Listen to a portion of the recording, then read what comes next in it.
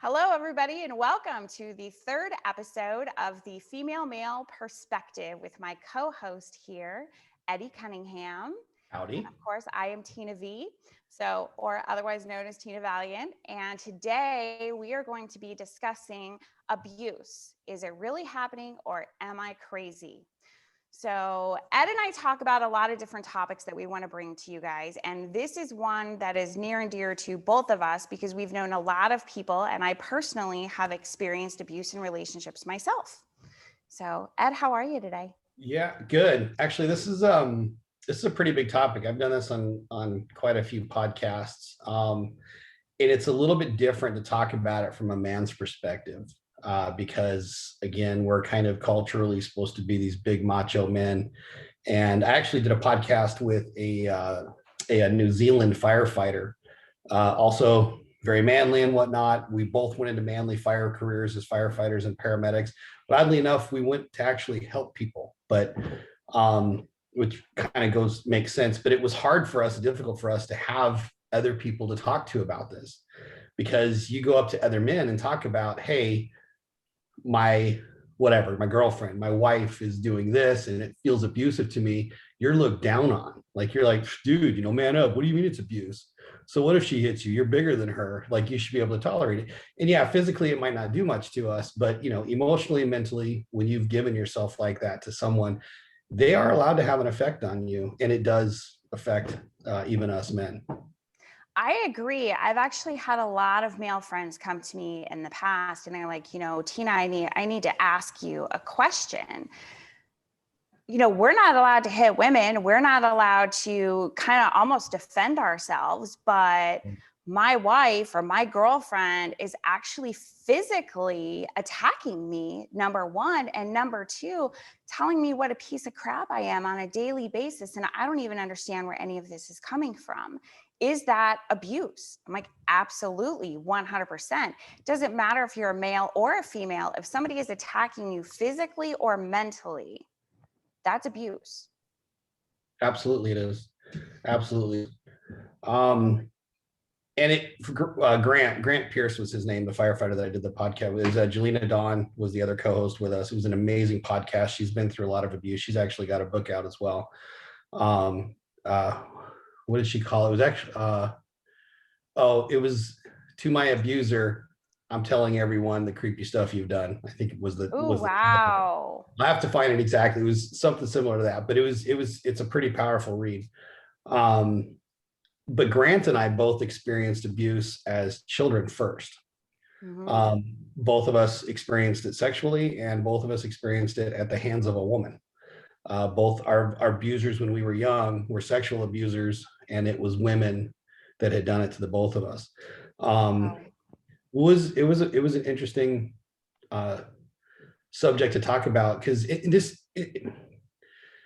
I mean, I don't know how far back you want to go with the abuse. Are we talking about relationships today, or do you want to talk about like all forms of abuse and how it affects our belief system, and how it really challenges our relationships that we move into from the abusive relationships? Well, and let's talk about that because I think that a lot of men as boys have experienced just as much sexual abuse as Yeah. females have. I mean, I was molested at a young age. Recently, family members of mine that are the older generations have told me that the males, suffered abuse at a young age, but they didn't talk about it. Like, nobody talked about it.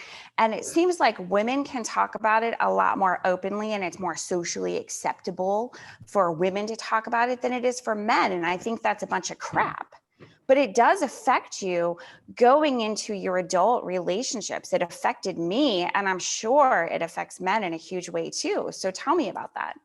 So again, fantastic discussion. I love talking about this because there's something that a lot of people don't realize, and when they realize this, it actually changes all of their relationships moving forward. So when you're born, you're kind of born a blank slate. You have this open book of beliefs and agreements and how you view the world, and you allow people, without realizing it, you actually have the power to choose what's written in it, but we don't realize it at a young age. We let everybody write in it. Our parents start teaching us who we're supposed to be. Our siblings, our extended family, and even our abusers start writing in that. So I first came to this realization when I was in probably my early 20s, and I finally sought counseling for the issues I was having sexually in my relationships. And um, it was humbling for me to do that, especially as a man, to go and admit, hey, I've got issues that I need to work on in how I'm viewing sex in my relationships. Because it was, I'll be real, it was ruining every relationship that I had. I would get into it too fast. I would get physical way too fast because that's what I felt like I needed from the relationship to feel whole. You needed that physicality to feel what you believe to be love. Yeah, and that's so the crazy thing was, and this was the huge realization for me. This right here completely changed all my relationships moving forward. We write our belief at the age that we experience it. So and this was about the age of 23 when I really started working on this. I realized that as a 23-year-old man, I was walking around with a 4-year-old's version of sex. Mm-hmm. And it was between the ages of about 4 and 7 that this had happened to me. And I was developing my view on being touched down there, the things that you do with someone else. And it was a 4-year-old's version ruling the way I viewed sex in my early 20s. And it wasn't until I revisited that. And this was a real powerful tool that I was taught by a mentor of mine. And I went back, and I'm a visual person. When I work on things and reprocess old agreements, I do it visually. Mm-hmm. And I imagined myself, my 23-year-old self, I still choke up over this, being there at the moment that my 4-year-old self was introduced to something that was way beyond their ability to process. Mm-hmm. And I imagined my 23-year-old self picking up my 4-year-old self and holding him and saying, Eddie, you're not ugly. What happened to you was ugly. This wasn't for you to carry. This isn't your ugliness to carry. Don't look at sex as a negative thing. Look at it as a beautiful thing that's between two people that love each other and are committed to each other. It's meant to feel good. It's meant to be right. It's not meant to be twisted like this. Let go of that. Don't hang on to it. And even though I could never travel back in time and actually rewrite the time between 4 and 23, from that point forward, I had rewritten my agreement. And the thing is I've even revisited that moving forward, even up when I got remarried again at the age of 27. I had to revisit that, and I had to talk about, okay, what kind of agreement do I want to make now with my sexuality? And all forms of abuse that we go through, especially when we're so young and we don't control the process of it, or we're not mature enough to process it right, is written at that age. Whether it's the beatings, or whether it's sexual, or whether it's emotional. It's important that we go back and revisit that and rewrite it with the wisdom and knowledge that we have in the now, in order for us to move forward. Otherwise, we're going to be carrying that 4-year-old, 12-year-old, 15-year-old's agreement throughout every one of our relationships, and viewing that through that filter. Right. And we allow people to continue to come into our lives that mistreat us because through our experiences, we haven't learned how to love ourselves yet. Mm-hmm. And one of the things that I experienced, because I had every abuse imaginable by the age of 7 from 2 different adult men in my life. One wasn't totally an adult. It was my cousin, who was much older than me, like 10, 12 years older than me, right? And he was my sexual abuser. And we faced each other when I was 15, and I forgave him face to face after looking at him from a whole big picture. Powerful. And that was when I rewrote my first agreement, right? Because I was a little sexually promiscuous at a younger age because of that, and kept allowing boys into my life that were mistreating me in that world because I thought that was normal. And so once I was able to face my abuser, look at the bigger picture of his life and all the abuse that he had endured, that I even witnessed some of his physical abuse at a young age, it made sense that he acted out in the way that he did. And when I confronted him, he looked at me and he cried, and he was like, Tina, I did to you what had been done to me, and you're not the only one. And he was so remorseful, and he lived a horrible life after that. I mean, He was a drug addict who pimped himself out on the streets to pay for his drugs and ended up dying of AIDS because of him punishing himself over and over and over again for the things that he had done to others and the things that had been done to him. It's a powerful story. It's one that I write about in my book, Finding Your Voice, because I think it's important to not only set the stage for the things that have been done to you, but also how to forgive those people that have done things to you and realize that 99% of the time it's not personal. They're acting based on what they know and their own experiences. For But the sure. physical abuse and the mental abuse that I endured as a child was far greater of an impact on me than the sexual abuse that had taken place. And I was told daily that I was ugly, that I would never amount to anything, that nobody would ever love me, and that I wasn't a lovable human being. And this was a father figure in my life. It was a stepfather at the time. And then the physical abuse compiled onto that as well had such a profound impact on my life for years, especially my relationships with men. So how so? I want you to tell me about that. What did you keep finding yourself looking for, being attracted to, and allowing into your life specifically because of those agreements? And it's interesting because the abuse we go through, especially when we go through a lot of it as children, it becomes comfortable. We learn survival habits It and does. survival traits that actually make us comfortable, and we are almost scared of stepping outside of that because it can always get worse. That's what we're afraid of. Okay, Yes. this isn't exactly what I want. I think things could be better, but oh my God, it could be worse. And that's what I'm afraid of more. So I will just stay here in this comfort level. So, what did you find yourself being attracted to and allowing into your life because of those agreements that were written when you were younger? So I have been married 3 times. I'm not proud of that fact, but I have been married 3 times. And the bottom line is this: I kept attracting people into my life that did not see my value because I didn't see my value myself. My first husband was very, very controlling, very mentally abusive to not only me, but my daughters. And he is the father of both of my daughters. And we were together 12 years. I knew the day after we got married that I had made a mistake. I was 19 years old. Before we got married, he wasn't controlling, he wasn't abusive, he wasn't anything. He was actually fun to be around. He was a great guy. We had a great time together. We lived together and everything was fine. The day after we got married, the control began. It was, you will wear this type of socks. These are the types of socks you are going to wear from now on. This is the car you are going to drive. I bought it for you. You're driving this vehicle. He didn't want me to drive across town to see my family. We So, lived in Fort Collins. It wasn't even a big town. It wasn't like an hour drive. It was 20 minutes, you know, but it was because that time took me away from him. I remember this night that I was on the phone with a friend and it was like 7 o'clock. It wasn't extremely late or anything. And I was kind of laying in the bed, just talking to my friend on the phone. And he knew that I'm very claustrophobic because of the sexual abuse that happened when I was a child. And I still have triggers from that, like having to wear the masks with COVID. The first day I had to wear one, I started hyperventilating. Because it was a trigger for me. I can't have blankets put over my head that aren't of my own doing because it's a trigger for me. It makes me panic inside. And I'm still working through those things.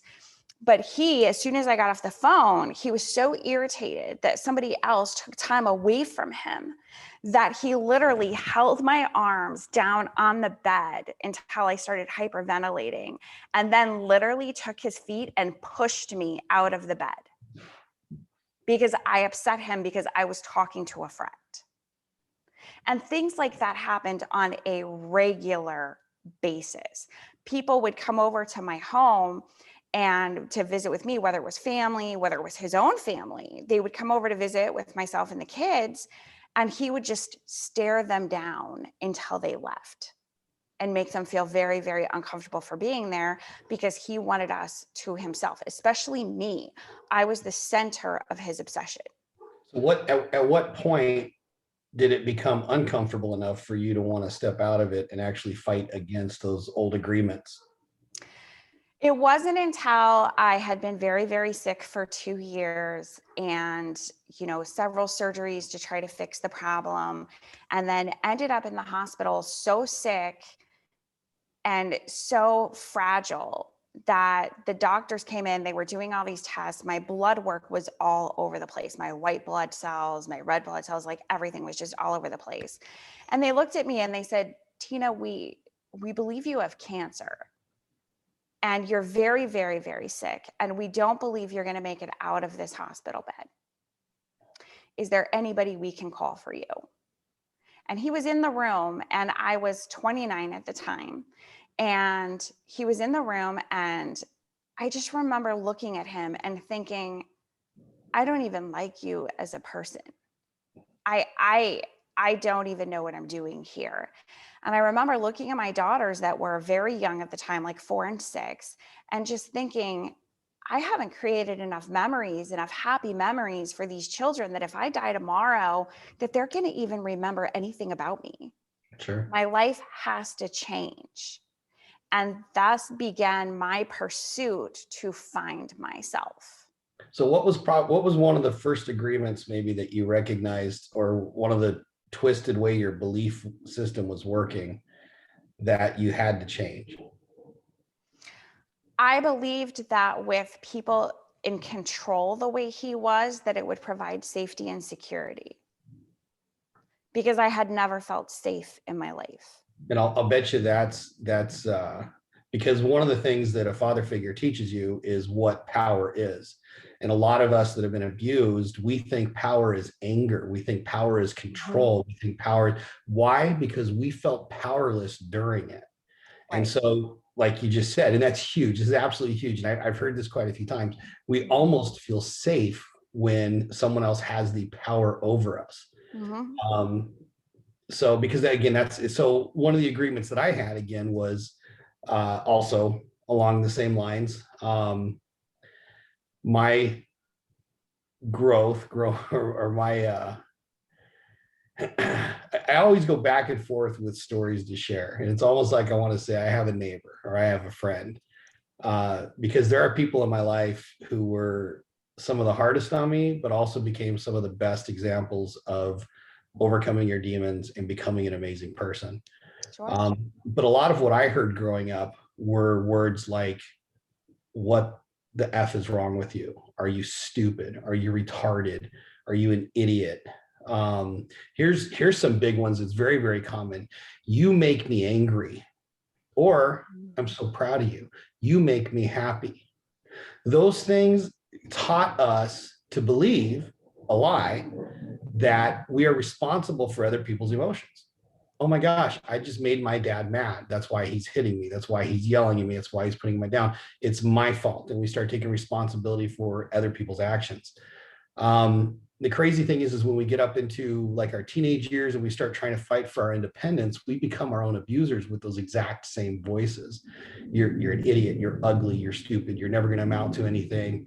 And we start doing that to ourselves. So every time I made a mistake, I felt like I deserved the consequences of that mistake, and I would punish myself more harsh than I ever needed to. And I caught myself. It was actually funny, but I literally caught myself word for word talking to myself one day in the exact same harshness that I grew up with. Mm-hmm. And I remember looking in the mirror going, "You are such an idiot. I can't believe you did this. Like, are you stupid?" And I went, there's almost like a separate personality. I went, "No, actually, I'm not. Why did I do this?" And you're not going to talk to me that way, self. Right, right. And it's almost exactly what I said. And Right. but the change I made was, instead of still punishing myself and being harsh on myself to try and change, because I thought that's what created change was harshness. I stopped and said, "Look, I love you. Even though I'm talking to myself, even though I'm talking to you like this, Ed, I love you.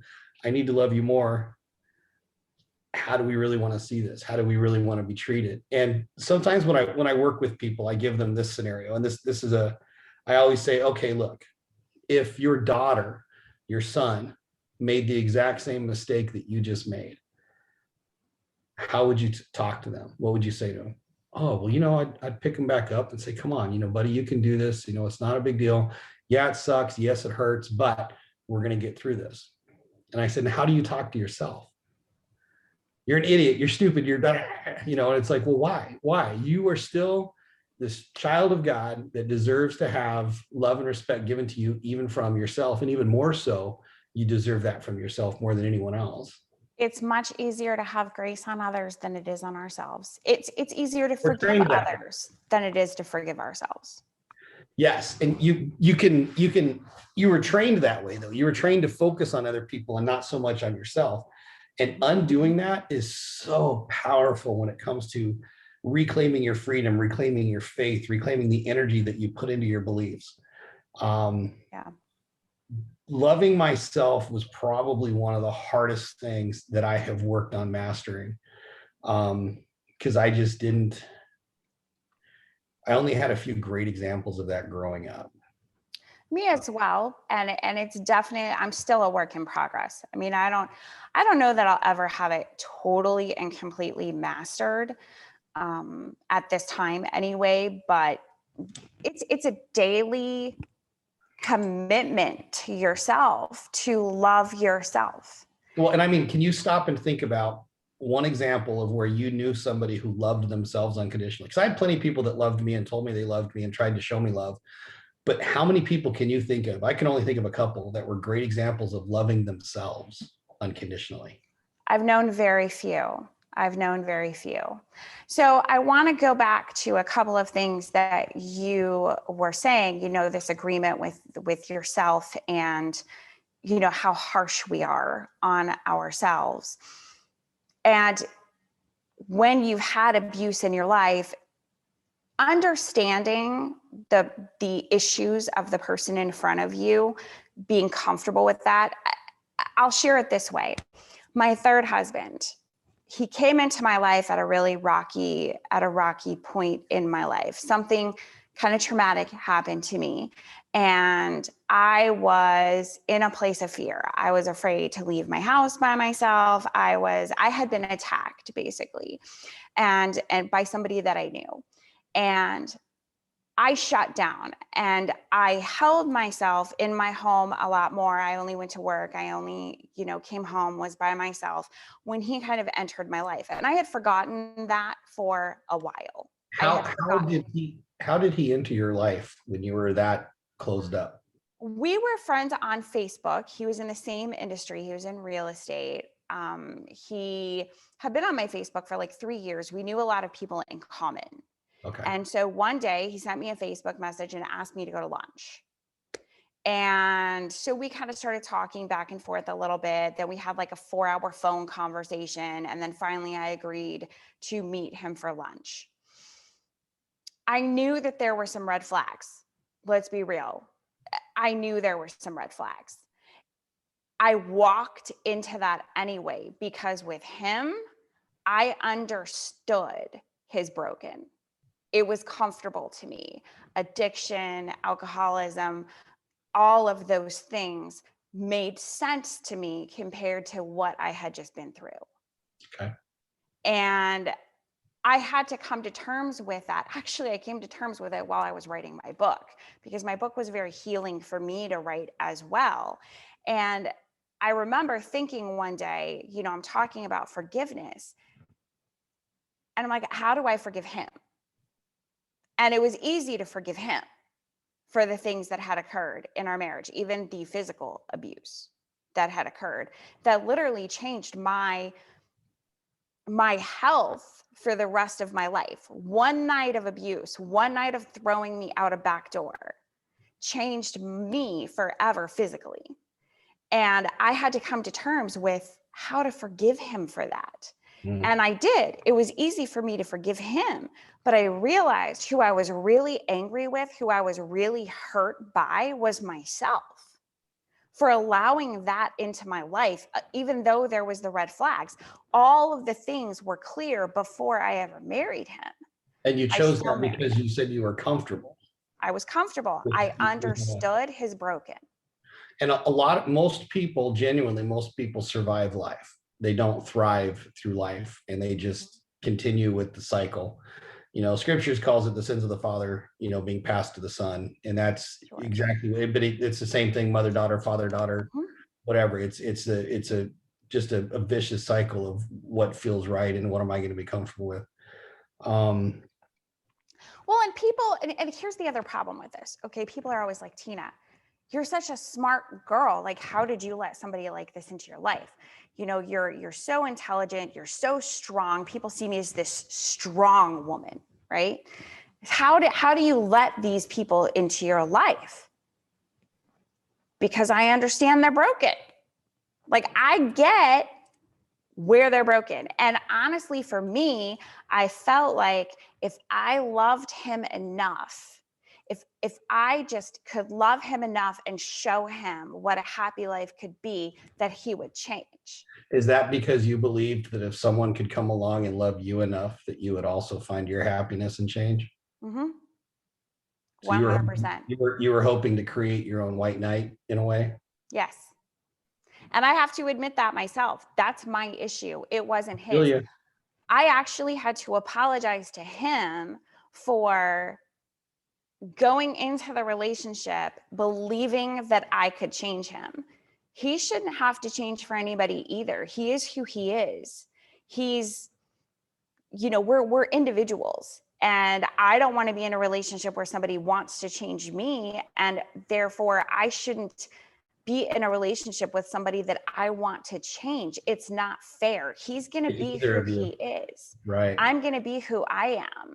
And when you're in a relationship with somebody, you need to like them for exactly who they are right this minute. Because, and I'm not talking love, you need to like somebody because love and like are different. Oh yeah. You have to like the person for exactly who they are today, understanding that 5 years from now, if they're still this same person, you can deal with that. You love them, you like them anyway, and you're not trying to change them. And if you can't say that about the person that you're with, you probably should not be with them. Well, and the crazy thing is, if you really want to be able to do that, and which is unconditional love of someone else, is you've got to learn to master it for yourself. You do. Uh, because you've got to be able to accept yourself for who you are. And I had the same conversation in my last marriage at the end of it, where I apologized to her and I said, look, have to apologize. I have worked all these years to change you, to try and get you. I mean, I thought I was being a good husband by trying to push you to change and push you to heal and push you to overcome the things that are holding you back and push you and push you, and all those things I should have been doing for myself. And I apologize. I said, because I haven't loved you unconditionally. I said, but from this point forward, I will love you unconditionally and I will accept and respect your choice to be who you want to be. I said, but you also need to understand that in the process of me doing this, I'm going to learn to love myself more and more unconditionally. And in the process of doing that, the woman you choose to be is not who I'm going to want to be with. And, you can move on and find someone that is good for you. But it's not going to be me. There's things I won't tolerate. The more I love myself, the less there's other things I absolutely will not tolerate in my life. Sure. Um, And that's a valid point right there, because let's talk about that. When you recognize and you realize that you have been in an unhealthy relationship where there's different abuses, and we'll get into the different types of abuse in a minute, because there's a lot of terms going on out there that we do need to talk about and what they look like and what they mean. But when you realize you're with somebody that it's unhealthy and there's abuse going on, whether it be mental, physical, whatever the case may be, you have to make a decision to love yourself more. And it's difficult sometimes to make that decision. I was talking to somebody recently that's very close to me who is in an abusive relationship. And this is not the first abusive relationship. And I said to her, I will never judge you for the choices and relationships that you made. I am the last person to judge anybody for the people they choose to love. I will say this, you have to look at yourself in the mirror and make a decision to love yourself more than this person that is physically hurting you. Yep. And that's one of the things when I have taken on clients, I don't take on a lot of personal clients, the one-on-one. I Um, don't either. but when I do, in the rare cases that I do, I have to sit and explain to them and say, okay, look, when we sit down and go through this, we're not going to focus on your abuser. We're not going to focus on, the things that happened to you as a kid, as far as who did it. We're not going to focus on that. The only thing we're going to focus on is you, your health, gaining your freedom again, learning to love yourself unconditionally like you did when you were a child. But I have to warn you that in the process of that, the people that are feeding off of you are going to start getting uncomfortable being around you because they're going to start starving. And they're either going to do one of two things. They're either going to immediately jump ship, or they're going to turn up the abuse on you. Mm-hmm. They're going Challenge. to start to make you believe that you're crazy. Right, absolutely. Gaslighting, as we call it today, right? Yeah, there's gaslight. And I'll be honest with you, there's a lot of these buzzwords that run around that I think way too overused. And I think some of them, I think, actually hold people into the victimhood that they end up like cherishing. One of the things I've seen is as people start to, they call it self-help or whatever, and they think they're in the form of self-mastery. But what they end up doing, all they end up doing is talking about all the abuse they've been through, and they just talk about the abuse like it's really a part of them, and they own it. It becomes a part of their whole identity, and so they refuse to let it go because they don't really know who they are without that. Like, who the hell am I going to be? What decisions am I going to make? How am I going to relate to other people without being able to say, I'm a victim, I'm a victim, I'm a victim? And I think that's interesting too, because when I talk about this, one of the things that I am always concerned about is, are people going to think that I think I was a victim? You know what? I do not have a victim mentality.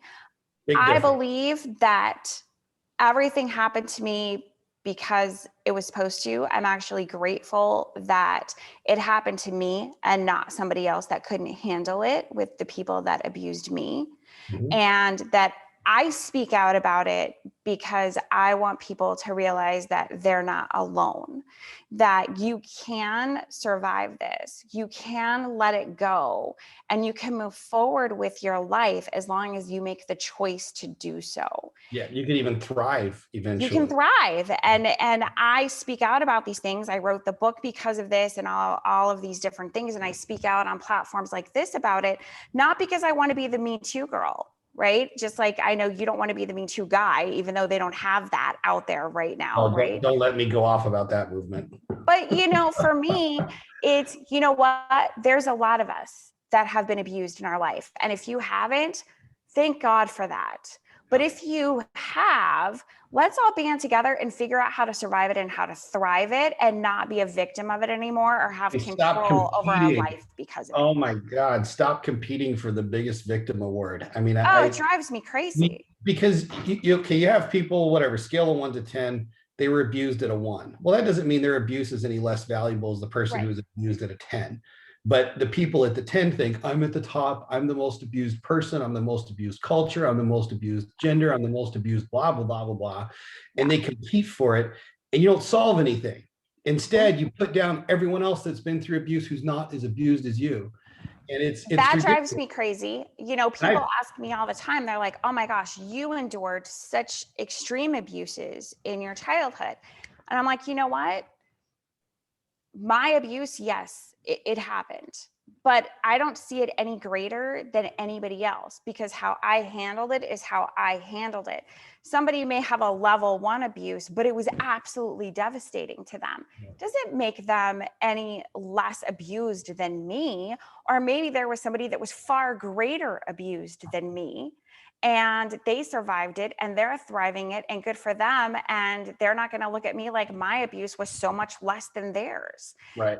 And I think that's where we have to take a stand as people and realize it doesn't matter what level. What matters is, number one, it happened, and what are you going to do about it for yourself? Yeah, one of the craziest things that we've heard said over and over and over again growing up is, what are you upset about? Somebody else has it worse than you. Right. You're starving kids in China, eat your meals. Which is true in most situations. It doesn't matter how bad my situation is. or was at the time, there is somebody out there who had a far worse situation than I did. Right. But it just, the thing is those are people trying to devalue what you went through. And again, it's not about you shouting louder and becoming, Right. the more the victim and competing with everyone else. But it's almost, and I love it because if you flip it around, it sounds even more ridiculous. But we hear all the time again, what are you upset about? There's people that have it worse than you. Okay.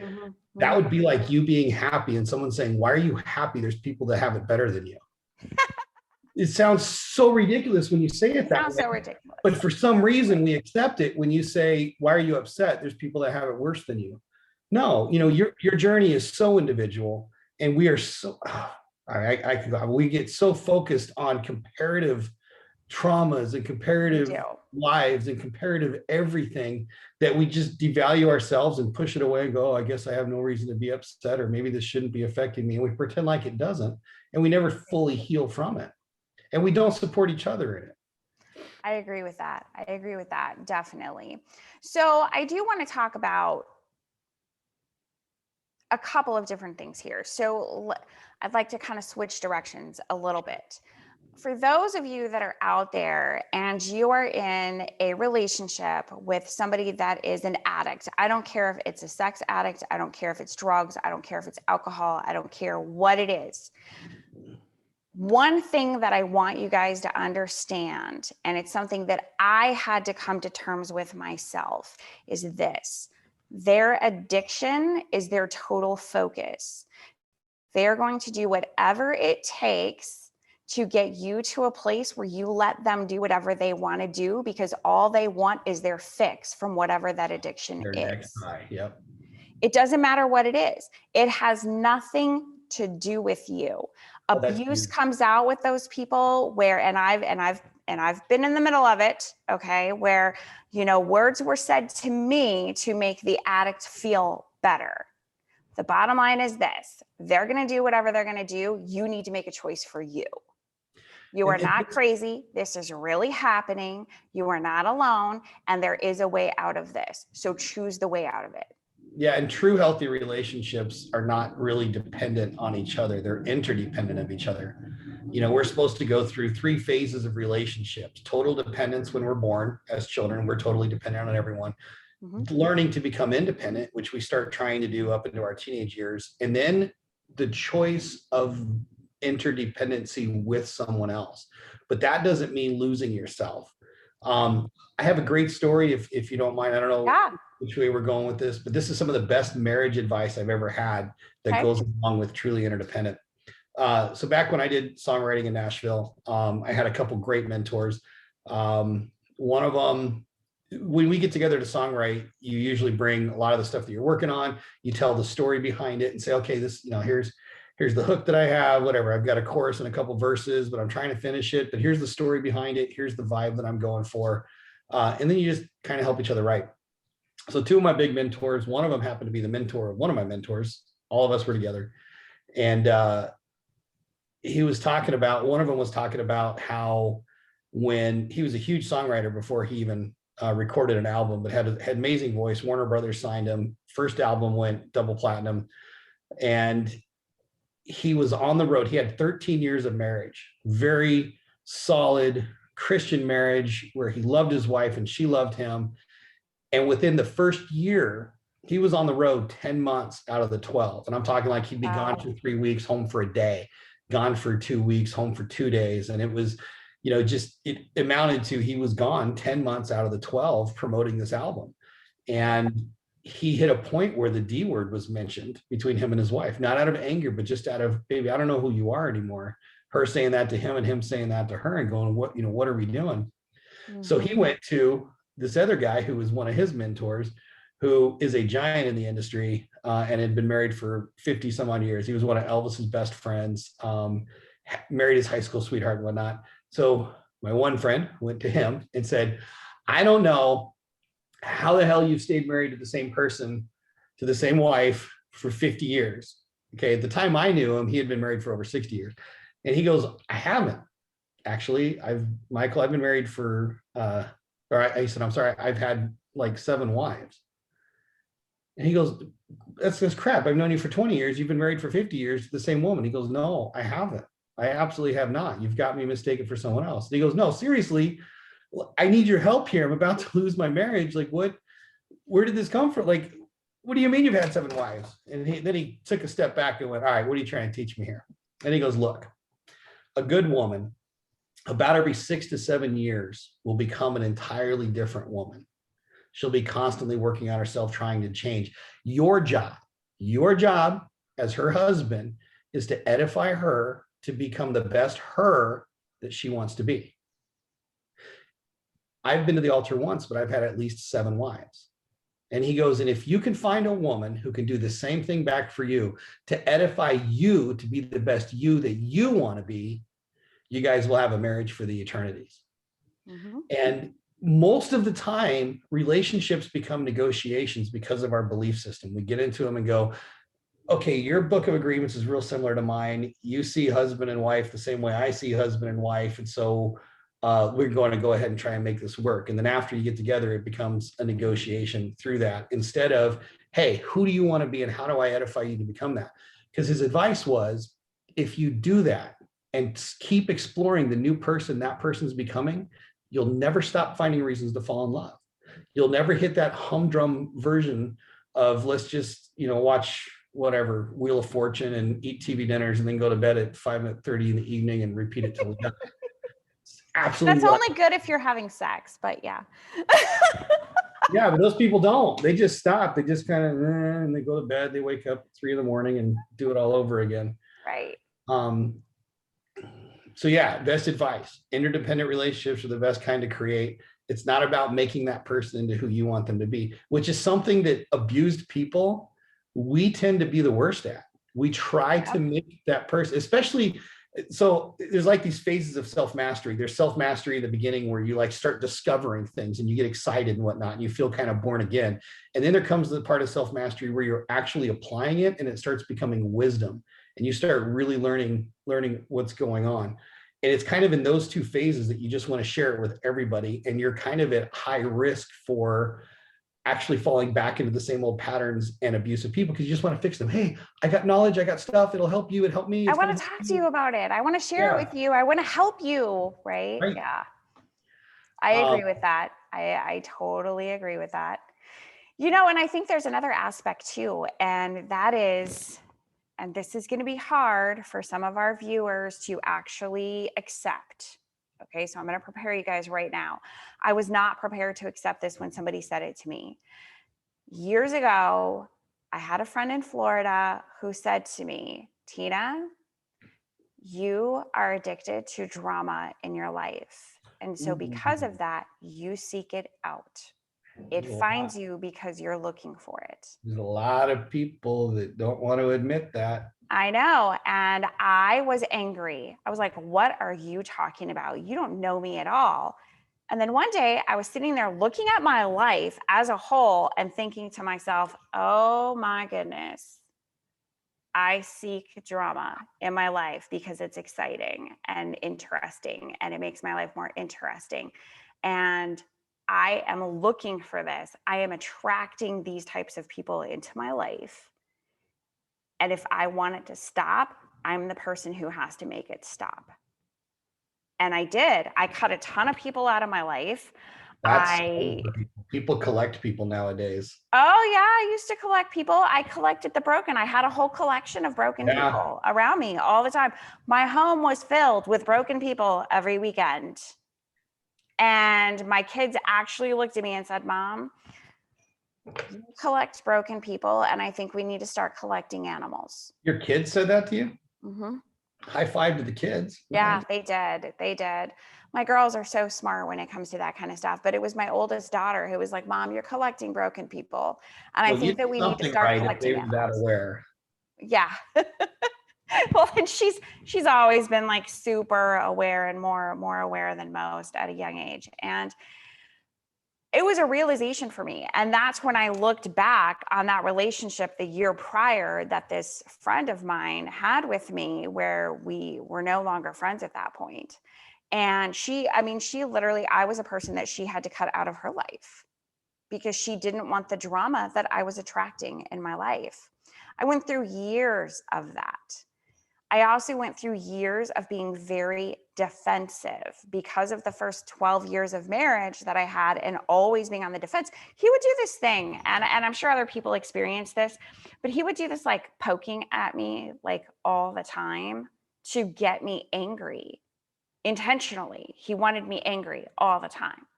So as a matter of fact, it was so bad that when I left the marriage, he actually looked at me and he goes, "Don't you get it?" I'm like, "What?" He's like, "I have spent the last 12 years intentionally pissing you off because it turns me on." It was like the first aha moment for me that this was intentional this whole time.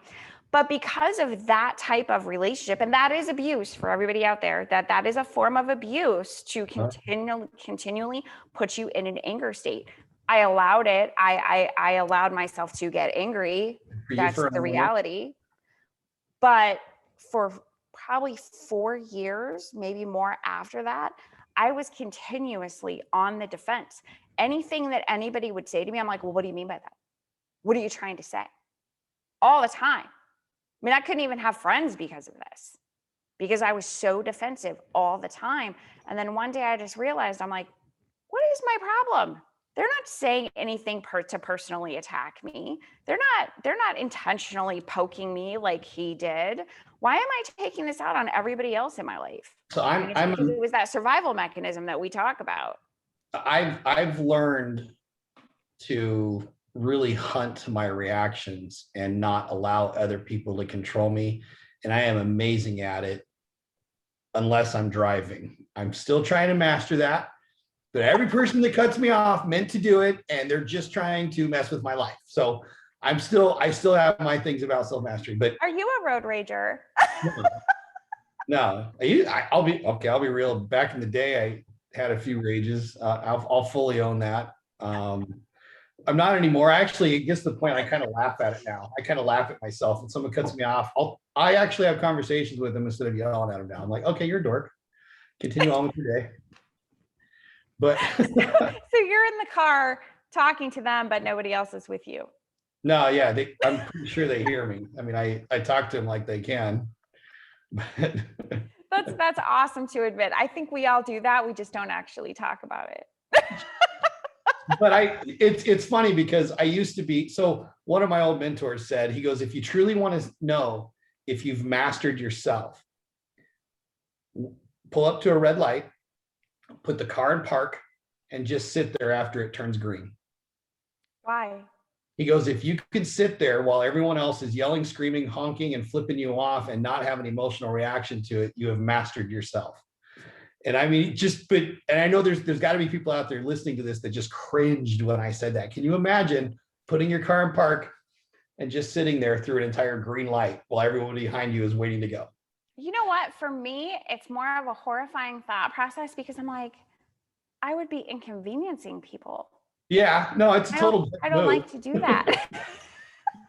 But just even playing the scenario in your head, not that I would ever do that, but even playing the scenario in your head can give you a gauge of, wow, yeah, no, I'd totally be like shrinking. I would, be hiding my face. I would just feel so bad. Like, I'm sorry, people. But it tells you it shows you your reaction. And yeah, I wouldn't. Still to this day, I haven't. No, I'm not at that point. No, I couldn't do that. I think it's great for those people that could. Now we know if somebody's sitting in the middle of an intersection in their car and everybody's having to go around them, they're trying to master their own emotions. They're proving it. They're working on their Zen. So just be cool about it. Well, that's the other part is if you're behind someone and the light turns green, here's a big one. How long do you wait before you honk? I watched a movie recently. I can't remember the name of it, but it was that very thing. It was, she kept honking at this guy in front of her because he was not pulling out. And then he literally hunted this woman down and her family because he was having a really bad day. And he's like, you messed with the wrong guy. Okay. It was a freaky movie to me because I'm like, how many times do you like honk your horn, right? How many times do you like look at somebody like, are you gonna go? Like, what are you doing? Well, I'm a 3 second person right now, so Are it takes you? 3 seconds. But here, again, it's one of those things. I don't know that it's a good thing These for a are, guy to say that he's a 3-second man. oh my God, did you really just go there? Katie, I had to do it, Eddie. I Sorry, my mind is dirty. got you. You got me. All right. So yeah, I usually, All is red at now. least an hour before I honk. So you're so bad. I wonder if we lost or gained followers on that one. But but paying attention to your reaction, are you the one that jumps to the conclusion of that person in front of you is an idiot and they're trying to inconvenience you? Or do you jump to the conclusion of, I wonder if they're okay? I'm kind of in the middle. I'm in the Yeah, middle. I'm it not depends on a my person day. that's like, are they okay? I'm more of a person that's like, they must be on their phone or something. Yeah, Like they're most of the distracted, time they are. you know? So I usually give people a minute, you know, to kind of gather. And then I might do like a light tap. I'm not gonna like, some people like slam on their horn, right? I'm not gonna do that. So, all right, we got to get back to our topic. We went on a what do you call it? A Rabbit bunny hole. trail. We're coming back. We're coming back. Right. Okay. There's a lot of terms out there like gaslighting and what? Negging and what are some of the other ones? Well, shoot, even the term narcissist is a way overused term that people throw out at anyone they don't like or anyone that didn't give them what they wanted. Mhm. Flying monkeys, that's another term that goes along with narcissism. Um, And trying to- we're gonna do a future show on actual narcissism because there is a Yeah. difference. Okay, everybody has narcissistic tendencies. Thank you. Everybody. Okay, we all have them. It comes down to ego. We all have egos. Okay, it doesn't mean you're a clinical narcissist. Right. It doesn't. Right. There is a difference between a clinical narcissist and somebody with an ego. So it's funny. I'm on a page that deals with narcissism, and I'm Oh, I friends. heard about that recently from you. Yes, you have some funny stories on that one. You Yeah, were accused of being a narcissist.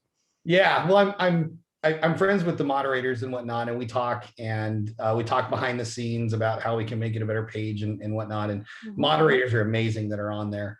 But I threw out a question that was, what narcissistic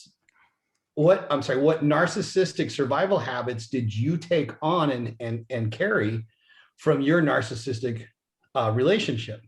Because people, if someone stays in a narcissistic relationship long enough, they start to become narcissists. It's the only way that they can survive it. Because it's their fight or flight mode. Yes, it's the only way The only way to battle a narcissist is to be a narcissist. Is to abuse them kind of back. And you'll watch as these couples go on, and you'll watch the person that was an abuser in the beginning of the marriage 40 years later is now the one that's constantly being beat down on emotionally and mentally and whatnot. So I threw it out there, and this is where the whole victim idea, people that love to be victims and you don't want to poke their little victim status.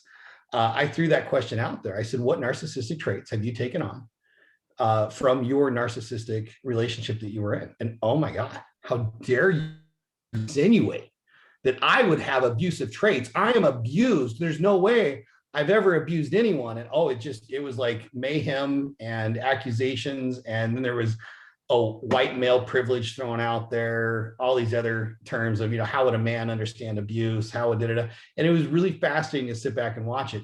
But the funny thing, you love to create those scenarios. You throw things out there just to get people stirred up.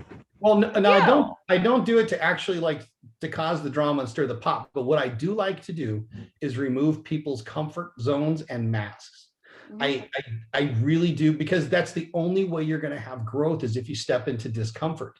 Yeah. And I challenge that in people. And I'll be real with you. It's one of the reasons why I struggle with dating is because I'll go out with a woman. She's fascinated with the things that I do and the things that are in my life. But I struggle being in a relationship with someone who wears masks because I see past them, and I don't poke people to hurt them, but I love deep conversation. I want to talk about, here's the things that I've been through, and my life's an open book. I'll let you know everything that I've been through and the mistakes that I've made and what I've learned from them. And I want that in return. And very few people are actually comfortable with that. But I do like to have the kind of conversations where I challenge people to rethink really how they're choosing to think comfortably. You know, it's interesting that you say that. Just recently, I met somebody that it seemed like they wanted to be, they were almost happy to have been through an abusive relationship so that they could be like everybody else. Interesting. Yeah. I was like, what? Why? There's a whole culture of victim. Nothing fun about that. Like, sorry, No, don't be like me. it's the only way they can feel like they belong. Well, and part of that again is from the victim culture. People are competing to be the biggest victim. And then there's these other people, like you said, that are kind of like, well, I've kind of had a good life. I guess let me go get the crap kicked out of me so I can feel like I belong with the rest of you. And I'll be real, I've never cared about belonging. No, I did when I was young. I'll take that back. I was definitely a people pleaser and wanted to belong and overly tried. But here's the interesting thing. So from my high school years, I went to my 10-year reunion and people thought I was either kind of snobby or they thought I was, a people pleaser or whatever their perceptions were of me at the time. But really what it came down to, I was shy and I just wanted to have friends. And I was genuinely a nice person. And I'll never forget this. Like 10 years later, I went to my 10-year reunion and I literally just sat down at every single table and was like, hi, I haven't seen you in 10 years. How have you been? I didn't know you then either, but still would like to know what you've been up to. Right. And I just started like talking to all these people. And it was interesting that one person actually said to me, well, first I had one person that was like, yeah, I remember you. I have nothing to say to you. And she literally got up from the table and walked away. I'm like, wow, I don't even know who that was. Yeah. I was like, I don't even know who that was. Okay. I still have no idea who she was. Couldn't tell you. But one person actually looked at me and said, I always knew that you were a really nice person, but you didn't let people really close to you. And she said, but the other thing that I've learned about you over the years and just watching you is you are genuinely that nice of a person. Back then, it almost came across as fake. But now, over the years, you have proven that you genuinely are that nice of a person. Well, which is interesting. Being able to be that honest and open with you about it. Yeah, but I mean, it's interesting how people didn't know back then all that had occurred in my childhood. So because of that, I was more kind of in the shadows. I was more of a shy person. I was afraid to let people close to me because did they want to hurt me? Did they have an agenda? What was it that they wanted from me? And I kind of hid myself away. And even still to this day, I'm very shy when it comes to being, I told you, I can speak to 2,000 people, 10,000 people, doesn't matter. You put me on the floor, the ground level with everybody, I'm scared out of my mind. I'm terrified. Number one, I'm claustrophobic. So that many people, I freak out. Number two, I am scared to death. My biggest fear, rejection. What if they don't want to talk to me? And that is from being told I wasn't enough. That was from being told that I was ugly and I would never amount to anything and that I have no value. That fear inside of me comes from that place. Okay. Right? So in all honesty. These terms, then, how do you think I kind of tend to go to the point that they're almost used as crutches, a lot of these terms. We do need to understand them. There's nothing wrong with giving names to things. We can understand them better, but too many people use them too much to be able to shut people down so like gaslighting, what does that mean to you? So gaslighting comes from, you actually just posted this on your Facebook recently, this story of gaslighting, and where it came from was from a play. Yeah. And the play depicted this woman who her husband, as a means of control, was trying to make her believe that she was She's crazy. Yeah, And he would how move he was things doing that around was the house, turning down the gaslight. moving pictures on the wall. Yeah. Yes. And then telling So her, no, it's always been there. Yep. I can tell you this. My most recent ex-husband was a master of gaslighting. He really was. He had the ability to make me believe that I was absolutely crazy. No, I wasn't out drinking. You're crazy. No, that isn't, like, I used to have black hair. I've been there. No, that's your blonde hair that's in the car. It's not somebody else's blonde hair, but I had black hair. But he made me believe that I was crazy with all of these thought processes, right? And I really started to believe that I was going crazy. I really did. I mean, there was a day that I just remember looking in the mirror at myself and saying, okay, I've never been a jealous person in my life. I've never accused people of things without proof. I've never been this person that I've turned into in my life. And that was the day that I realized everything he says to me, it's like a partial truth. And then a manipulative lie to create a world where I believe that nothing is real. And that was an aha moment for me. I was like, okay, I know what's real and what's not real. I know without a doubt. So he can try to make me believe that I'm crazy all he wants, but I know what's occurring. And I'll never forget this. One of our last arguments, one of our last fights was, I knew that he had been drinking. Now, he was in rehab. Okay. He was in outpatient rehab. And I'm going to these 3-hour counseling sessions every week to be supportive and actually learning quite a bit from these little 3-hour group sessions, right? And this one particular day, I'm like, I know that he's been drinking. I know I'm not crazy. Like, I can smell it. The way he's acting, I just know that he's been drinking. And I'll never forget, I went out and I put my feet in the water of the pool and I was praying. I was like, Lord, I need a sign that I can be released from this relationship because I made a commitment. I'm a woman of faith. I don't want to walk away if I'm not supposed to walk away. I need a sign that something that I'm not crazy. I need to know that I can walk away from this. And my hand hit the door handle. And you know, I have these different gifts that occur and visions and all of this different stuff. And my hand touched the doorknob. And all of a sudden, I knew where the alcohol was in the house. It was in a room that I never went to, in a closet that I never went into, in a bag that I had never seen.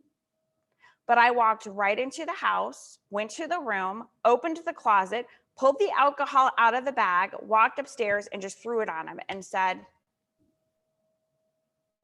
I obviously am not the one that's crazy. Yeah. And of course, the next step was, oh, I didn't buy that today. That's been from weeks ago. Yeah. I didn't know that was there. Really? Because here's the receipt that has today's date on it. And I was done. Done, and done. I've been there. And the funny thing, it's so funny that you say that it came after prayer, after a really long-term relationship where there was all of these things that just didn't add up to what was said. It just one thing after another didn't make sense. Out too late, who she was actually with and whatnot. And I remember same thing on my knees going, God, I'm a smart man, but I can't put these things together. And I want to be able to believe this person because I've been with them a long time and I love them, but I need help. Like, I need help. And I was working out with some friends. We were getting ready to do one of those Tough Mudder races. And I was on my way home and my phone rings and it's her. And she'd been out with a friend. And I hear my name and I'm like, hello. And I'm like, hello. I hear my name again. And now She butt dialed you. her phone was in her purse. It wasn't even on her. It was in her purse at her feet. And the phone called me. And I sat there for 15 minutes and got to hear the real person that I wasn't able to see, because who she was around me was totally different than who she pretended to be around each person. The counselors even said it was almost like schizophrenia, where but instead of multiple personalities, it was multiple masks. With each person, a narcissist puts on a mask and wears that, and it ends up becoming exhausting, and they have to kind of reset their lives every like 5 to 7 years. Or every 5 to 7 months. But I sat there listening to this go on, and the lies and the twists and the I'm a victim and I'm a hero all at the same time. And it was enlightening, and it was relieving, and it was everything that I had needed to hear. And after about 15 minutes, when I heard some stuff about infidelity, I hung up. And I texted and said, been an interesting 15 minutes. You butt dialed me. We need to talk. My phone starts blowing up. Blowing up. Text. I'm like, I turn it off. I set it down. I'm done. 20 minutes later, she comes flying through the door. And this was the moment where I realized this relationship was probably done. I don't think it was ever going to come back from this, because she busts through the door, tears in her eyes. And still, my expectation was, I'm so sorry. I was expecting an apology. I was expecting, I was mad at you because we were talking about, separating, and I was expecting that. And instead, what I get was, what'd you hear? The first thing out of her mouth, what'd you hear? And I went, are you serious? I said, because they're trying to figure out how to get out of it, or how much they have to be responsible for. Right. And here's an interesting thing that I've learned about these types of people. And that is that if it's not spoken, it doesn't exist. Right. And that's what she was trying to do, was minimize it. And a lot of these people came from abusive backgrounds to begin with, and they were trained to minimize the amount of hurt that they go through. And that's all they seek to do. And I'm going to be real here. And a lot of these people out there that want to be victims aren't going to like this very much.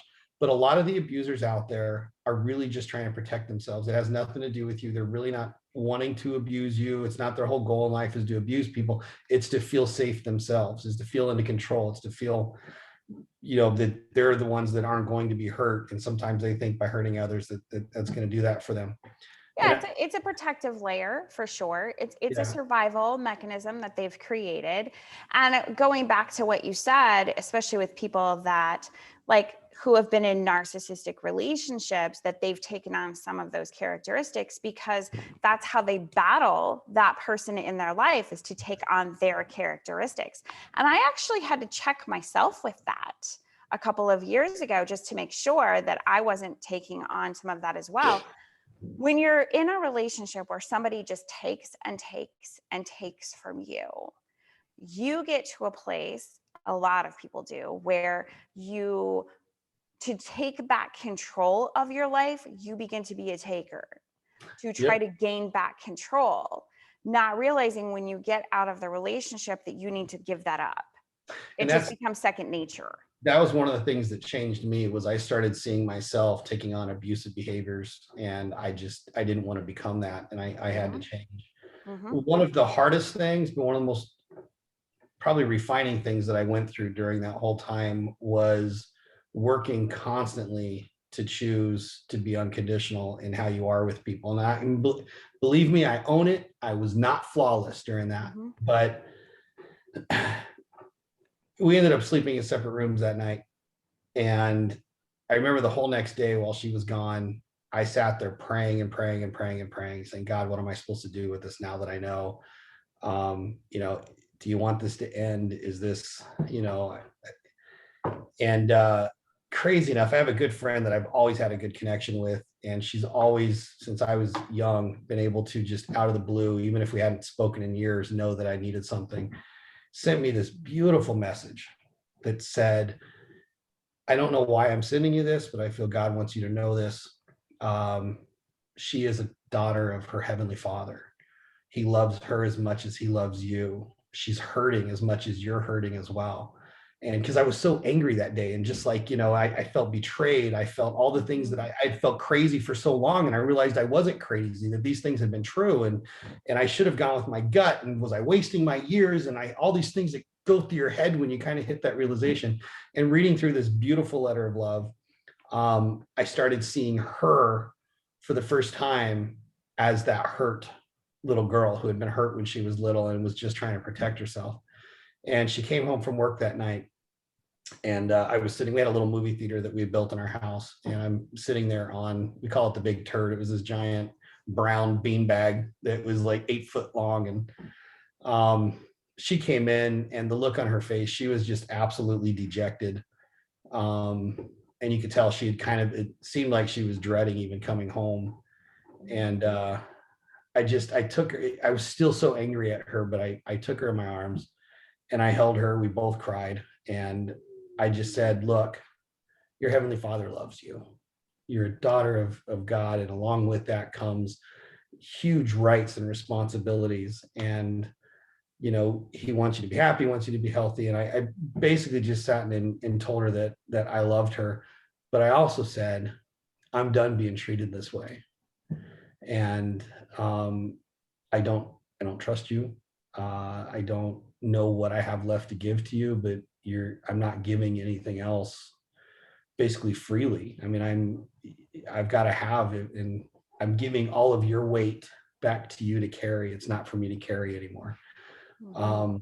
And it was rough, because neither of us knew exactly what that meant and what that was going to lead to by doing that. The worst thing we can do as abused people is take responsibility for our abusers' choices. That's one of the things that gaslighting is supposed to do, is put it on us, that it's really our fault. Right. And I think negging is very much the same way. Negging is where you're constantly being diminished for when you articulate how you feel about something. Sure. What would be a good example? Well, the example of that would be, it really hurts my feelings when XYZ occurs. And the other person looks at you and says, that's ridiculous. I was just joking. I'm sorry you're so sensitive. Oh, yeah.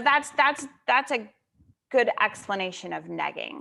So we are going to have to wrap up today, but this is what I want to say to everybody. And I'm going to let you finish with your final thoughts on this too. Whether you are in a relationship where there is a narcissist or an addict or somebody who intentionally is trying to make you crazy or laying their hands on you, those are forms of abuse. I also want you to remember that control and being in a controlling relationship is a form of abuse. And where that comes from is that controlling person is acting out of fear in most cases. They're trying to protect what they're most afraid of. So if you are in an abused relationship, seek help. Start talking to people, not from a victim mentality, but from a place of, I need to get better myself. Because if you are allowing yourself to be in an abusive relationship, it means that you have things that you personally need to work through that are allowing you to accept these types of relationships in your life. We all have to come to terms with that at some point. I take full responsibility for allowing the people into my life as an adult that have hurt me and abused me. It was acceptable to me, and it was something that I understood. And I had to take a stand in my life to love myself more and practice self-care and self-management. So I hope that helps all of you out there. And Ed, did you want to add to that? I know you can see our little new friend in the mirror behind me. Just wait. What's up, homie? Go ahead, though. You finish up what you want to say. No, the biggest thing you can do to get out of an abusive relationship is take responsibility for it. No, that doesn't mean you take responsibility for them, but you do take responsibility for allowing it into you and then giving yourself the power to get out of it as well. Too many people are so stuck in being victims that they don't take responsibility for it. They put it all.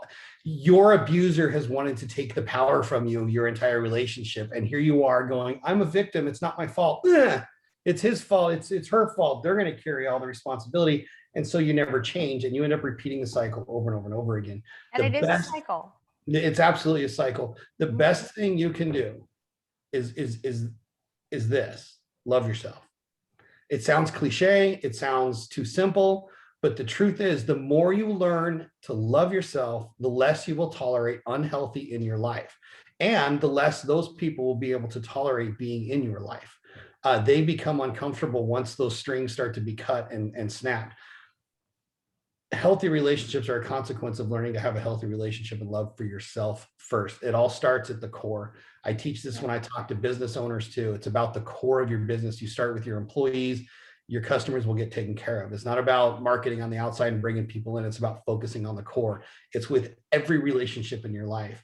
You have got to learn to focus on healing the old agreements that you've made that dictate the filter through which you search for acceptance and love from others, and learn to actually love yourself healthy first. You do that, the consequences are absolutely amazing and beautiful.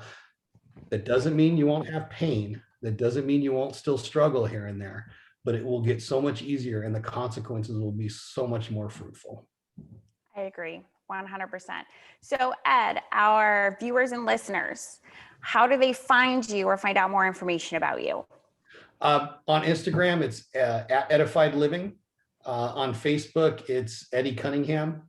I just got a new speaker page that I've put up. Well, actually, it's about 2 years old, but I really haven't done a lot with it till recently. But you can follow me there. Come find me, and yeah, feel free to instant message me, DM me. I'll be there. Awesome. And for those of you that want to know more about other women's triumphant stories and how to cross over from being a victim to a survivor, my book, Finding Your Voice, is out there on Amazon.com, Walmart.com, Barnes & Noble, and 38,000 other websites, as well as you can find me on TinaValiant.com. You can also email me at Tina@TinaValiant.com if you have specific questions or if there's a topic that you would like us to discuss in the future. So thank you, Eddie. As usual, always a pleasure, and we'll see you on the next episode. All right. All right.